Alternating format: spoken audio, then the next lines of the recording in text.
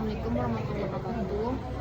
Perkenalkan saya Olivia Zakila dengan NIM 181414201101. Di sini saya akan mempresentasikan video dengan berjudul Pemikiran Muhammad Natsir terhadap bangsa dan umat serta relevansinya dengan kondisi bangsa dan umat saat ini. Pendahuluan. Muhammad Natsir merupakan salah satu tokoh besar bangsa Indonesia. Pemikirannya memberikan kontribusi penting bagi perjalanan sejarah bangsa dan umat Islam. Ia dikenal sebagai negarawan, ulama, intelektual muslim, dan pejuang kemerdekaan yang konsisten. Memperjuangkan nilai Islam dalam kehidupan berbangsa dan bernegara.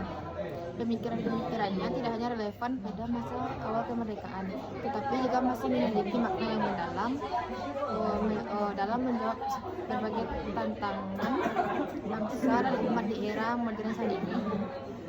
Dalam konteks Indonesia yang berulah demokratis dan tengah menghadapi krisis moral, identitas, serta ketimpangan sosial, gagasan Muhammad Natsir tentang hubungan agama dan negara, persatuan bangsa, pendidikan, serta umat Islam menjadi sangat penting untuk dikaji kembali.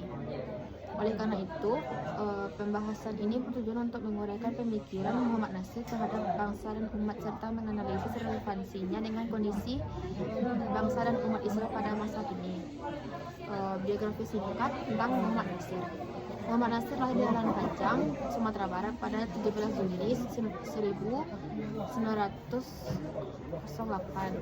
Ia menempuh pendidikan di sekolah Belanda dan kemudian memperdalam ilmu agama Islam secara otodidak, serta melalui tokoh-tokoh ulama besar pada masanya.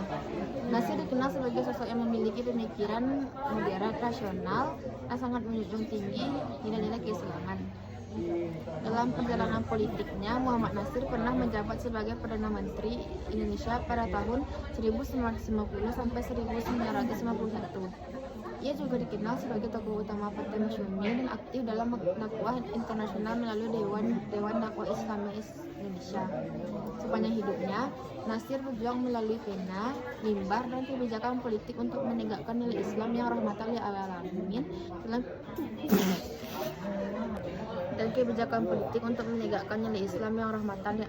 dalam kehidupan bermasyarakat dan bernegara.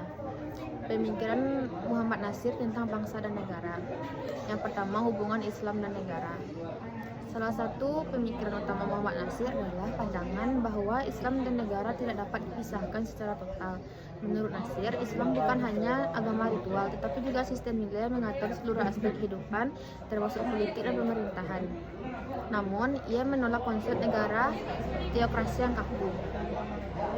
Natsir menegakkan bahwa negara harus seperti alat untuk mewujudkan nilai-nilai Islam seperti keadilan, persamaan, musyawarah, dan kesejahteraan rakyat. Negara tidak harus berlabel negara Islam, tetapi kebijakan dan sistemnya harus mencerminkan nilai-nilai moral Islam. Pemikiran ini menunjukkan sikap moderat Natsir dalam menyikapi pluralitas bangsa Indonesia. Ia memahami bahwa Indonesia terdiri dari berbagai agama dan suku, sehingga nilai-nilai Islam harus diwujudkan secara substantif dan bukan simbolik. Yang kedua, persatuan bangsa dan konsep mosi integral.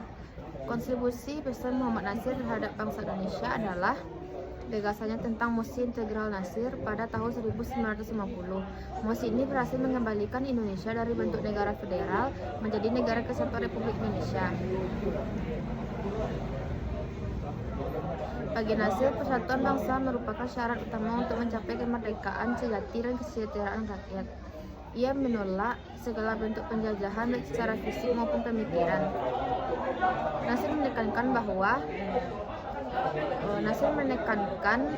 bahwa perpecahan hanya akan melemahkan bangsa dan membuka peluang bagi kekuatan asing untuk kembali menguasai Indonesia.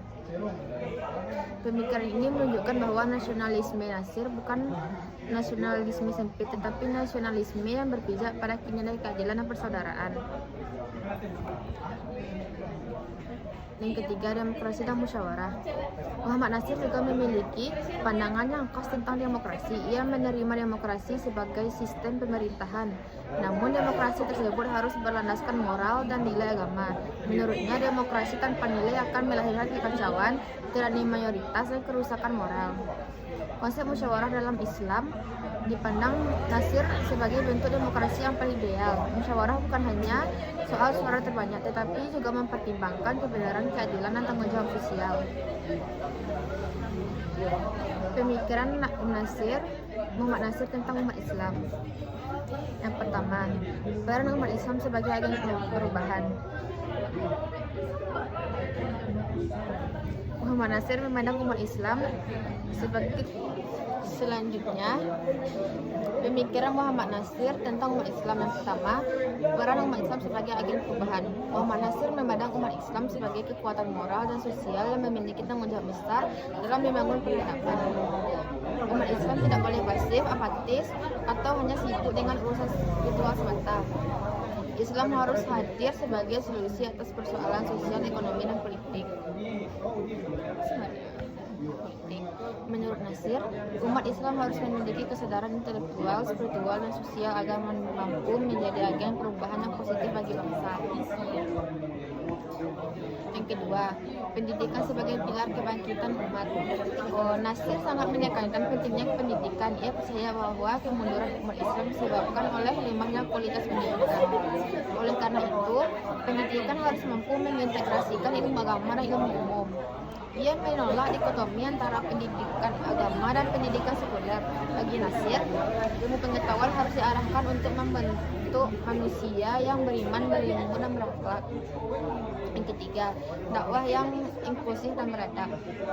Dalam dakwah, Muhammad Nasir menekankan pendekatan yang hikmah, dialogis, dan menghormati perbedaan. Ia menolak dakwah yang keras, penuh kebencian, dan memecah belah umat. Dakwah harus menjadi sarana pencerahan, bukan alat konflik. Prinsip ini sangat relevan dalam masyarakat multikultural seperti Indonesia. Selanjutnya, relevansi pemikiran Muhammad Nasir dengan kondisi bangsa saat ini. Yang pertama,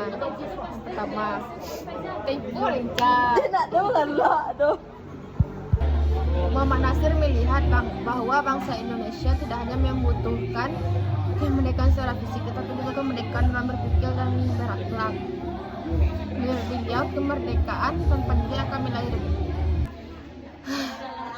dalam meneladani nilai-nilai yang diperjuangkan. Dengan meneladani nilai-nilai yang diperjuangkan oleh Muhammad Nasir, diharapkan bangsa Indonesia, khususnya generasi muda, mampu menghadapi tantangan zaman tanpa kehilangan identitas, keimanan, dan kebangsaan. Semoga pemikiran Muhammad Nasir dapat menjadi inspirasi dalam membangun bangsa dan umat yang adil dan berkeadaban. Sekian dulu presentasi saya pada hari ini. Kalau ada kata-kata yang salah, mohon dimaafkan. Assalamualaikum warahmatullahi wabarakatuh.